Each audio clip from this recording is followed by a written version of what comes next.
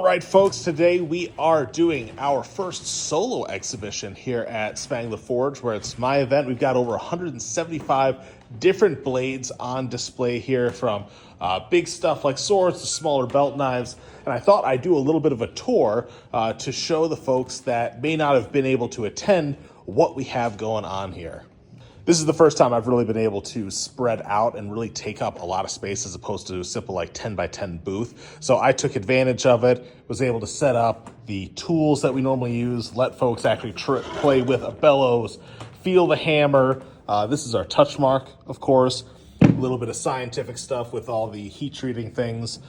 And then we've got all these different salvage blades and all the books that I like to reference when I'm going through and making stuff. You know, the classic railroad spikes. We got some horseshoe knives, some wrench knives. This guy's made from an original Ford Model T leaf spring. A bunch of our smaller belt knives.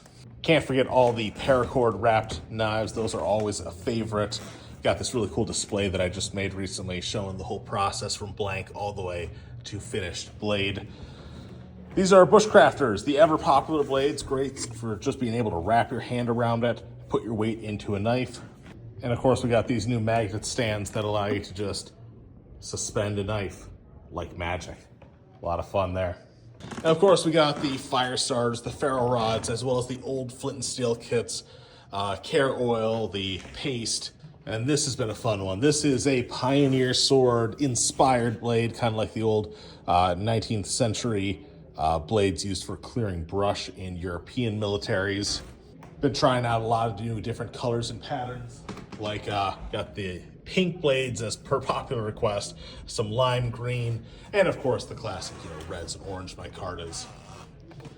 Did a bunch of Damascus for this show. We got this big guy there, as well as some smaller pieces.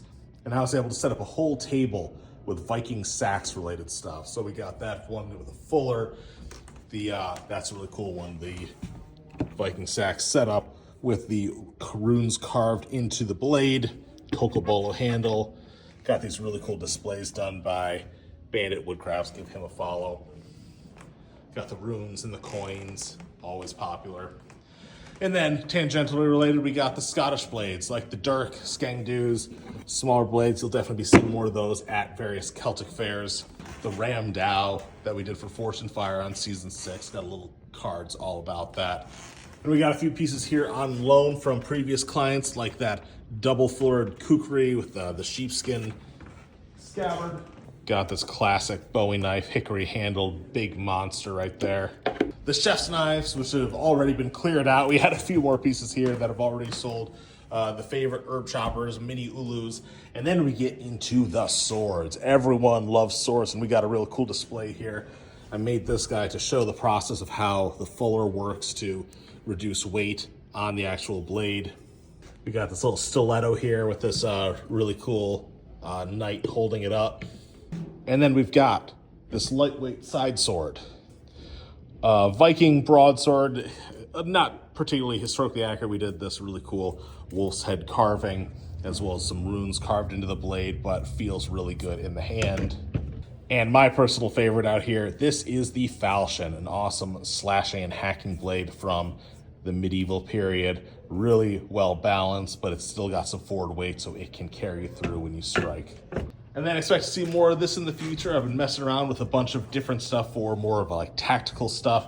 We've been messing around with Cerakote. So if you like Cerakote finishes, I'm doing that so you can be a little more confident taking some of these blades out into the field for extended periods of time and not having to worry about rust in the wear and stuff like that, as well as some really cool acid etch. And a lot of these are made with the duffel bags from the Korean War, layered up in resin, doing that special micarta right here in-house.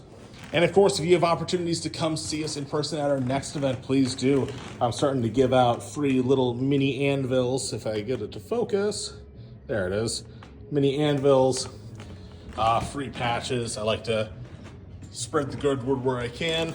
And I hope that next time, if you're in the area, come on by, because this was a lot of fun, and I'm definitely going to do more in the future.